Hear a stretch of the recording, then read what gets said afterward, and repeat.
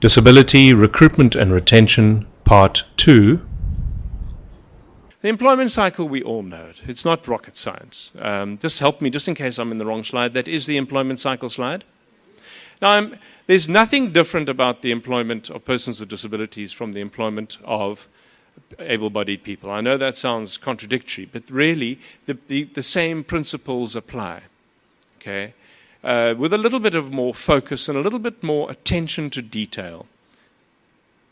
Preparation is vital. You need to make sure when you are employing that you do, in fact, you are serious about this. And this is one of our biggest challenges, and many of us who do this for a living, particularly people in the room who are placement officers, such as René Herman from the Cape Town Society of the Blind, who I work very closely with, can attest to the lack of preparation or the lack of really a political will in terms of the employer being genuine about employing people with disabilities.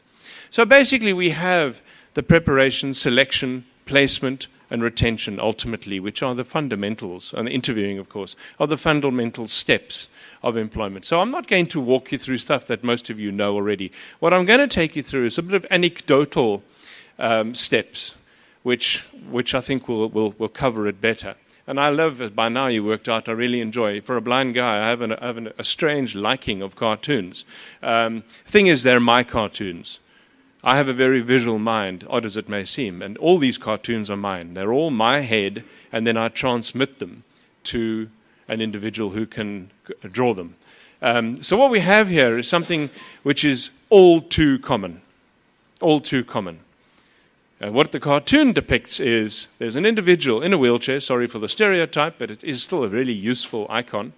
There's an individual in a wheelchair, and there's clearly steps facing him, and there's a building, you see, and he's shouting up to a lady who's peering out of a window, and he's saying, "I'm here to apply for the job." And she takes one look at him and she says, "Oh no, I'm terribly sorry, the job's been taken." Now I have lost count of the number of times this has happened. There's a lovely story I tell in my own workshops and talks of a man, a real man who I know who is blind, who applied for a job. And he's well employed. He's a high-level employed chap. Happens to be totally blind. Pretty good credential. And a couple of degrees, a lot of experience. Sent his CV through to the employer, or rather to the agency. Gets a call within 30 seconds of the CV landing. Woman says, "Oh my God, your CV's stunning. Can we please have an interview? You'd make such an amazing part of this team." And the usual jargon, as you know, you've all heard it. And he says, "Absolutely, sure, I'll come in." And then he said the most extraordinary thing. I don't know why he said it. I said to him later, "Why did you actually mention it?" And he said, "Listen, I just need you to know I'm blind." Her answer was, "Okay. All right, I'll tell you what, I need to talk to my principal. I'll come right back to you." Do you think she did? No, ma'am, she didn't. She didn't. And he called her the next day and said, "Listen, Tracy, I'm a little confused. Yesterday you were all over me. You said that my CV was stunning. You said that I would make an outstanding asset to the team. I'm a little confused. What gives?" And he says, "Oh, I'm terribly sorry, but I made a mistake. The job's actually been taken." What do you reckon? Now, this is unfortunately very, very common. And what we're seeing, which is really serious, and at the end, I'm going to show you a slide which may help you understand this. But what we're seeing is unlawful activity, a great deal of stereotypic and unlawful activity. What would happen if I said to an employee, or rather a prospective employee, what would happen if I said to them, "I'm sorry, we can't take women. We have a policy, my chairman doesn't like women, he's a bit of a misogynist, he doesn't like women, and we're not hiring any women." What would happen? Would I be allowed to get away with that? Absolutely not. So how is it possible? How is it possible? And if you don't believe me, ask any placement officer attached to any disability organization. How is it possible that companies to this day, and I'm talking as recent as last week, are simply saying, sorry, we can't accommodate the blind. or we don't accommodate the blind, or no, we do not want blind CVs, or I'm terribly sorry, we can't actually handle somebody in a wheelchair. In fact, it's a joke amongst us. How often haven't we heard the stories of the job spec being given to the agency, and they phone me and they phone everyone else in the game, and they say, okay, we need a person with a disability for this job, and but we can't have wheelchairs because it's not accessible. We can't have the blind because he wouldn't be able to do the job. We can't have the deaf because he can't communicate. Well, thanks a lot. And by the way, and of course, tussen hakkies, unspoken is, and for heaven's sakes, don't give me anybody with a mental disability. And so what are we left with? What are we left with? This is the status quo. This is not an exaggeration. Bear in mind, though, it's unlawful. Bear in mind, it's unlawful. It's fundamentally, you would not get away with it in any other sphere of diversity. And yet it's everyday occurrence with disabilities. Right, moving on. The next step we're seeing, of course, is the propensity of stereotype. Now, there's a broader story around this, of course, is this. Well, first of all, let me explain what's on the cartoon. There's an individual who, in this case, happens to be blind. We know this because he's either got a cane or a dog. I forget what the cartoon does. And he's sitting there across the desk from either an agency man or a human resource person. And the human resource person, without looking really at the chap's CV, and the CV is clearly on the desk, and I think I remember asking the cartoonist to portray it as a good CV. I think it even says MBA or something on it, just to give you an idea that there's a quality of this individual. And the manager is looking and saying, okay, Mr. Jones, I'll tell you what, the only job I have is a telephonist. But do you have any experience?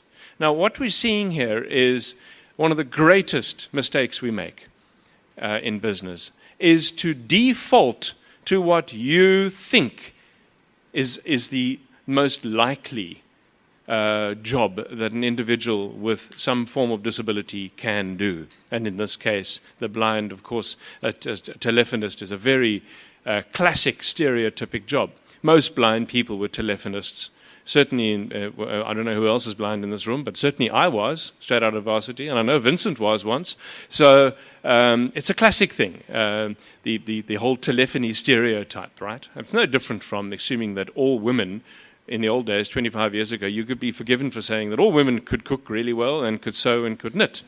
I mean, that kind of stereotypic garbage, which we wouldn't get away with today, which is still common currency today, okay? Now, there's an extension to this problem. And this is something deeply serious. And that's why I shot you down when you mentioned BBBEE. BBBEE, unfortunately, completely confused the system after 2007.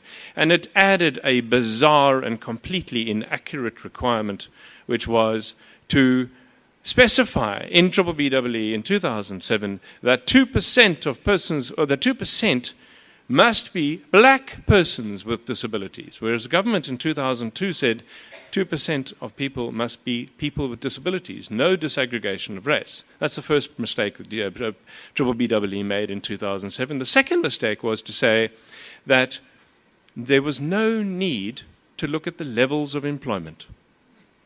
They literally, in writing, said that in Code 200. There is no need to look or to measure the levels of employment of persons with disabilities if you're following BBBEE thinking. The problem with that, of course, is that there's no incentive to look at anything but entry level. How many times do we see endless learnerships? We are in a sea of rubbish learnerships. Rubbish learnerships. Many of whom are trying to target people with disabilities or include people with disabilities, and they're all entry level. They're garbage. They have absolutely almost no intention of actual employment at the end of them. They're a scam. Learnerships are a money laundering scam. And the reason companies are embracing them is because they know they get 100,000 Rand tax rebate on every disabled candidate who applies. The fact that there's no intention of employment is the tragedy. But the focus on entry level is the bigger tragedy. And what we have now today is we have an entire economic community which believes that the only thing they need to do is to provide entry-level jobs for people with disabilities. And what that's done is it's taken our eye off the fact that there are actually quite a lot of skill out there. You must remember the fundamental rule of disability is that only 20% of disability were born with their disabilities. 80% of the people with disabilities out there acquired their disabilities later in life, usually between the age of 18 and 35. The chances that they've got good skill, good education, and experience is actually quite high. And what we're seeing at the moment is that there's no opportunity because nobody's interested in anything but entry level. Far easier to hire. So it's a big mistake. You're wasting a great deal of energy. I know you're making a tax rebate, but you're actually contributing to a problem. So the stereotypic drama is unfortunately very serious, and so you want to watch that one. Look out there, and there are skills. You're not looking because you're looking for entry level. And what you're doing, because there are so many learnerships out there, is that you're scraping the bottom of the bucket. And you really are getting the dregs at the bottom of the bucket, because everybody's now swapping learnerships. There's rampant fraud now going on with people signing up on 2 or 3 learnerships and jumping ship halfway through just so that they can get the stipend. We've created a circus.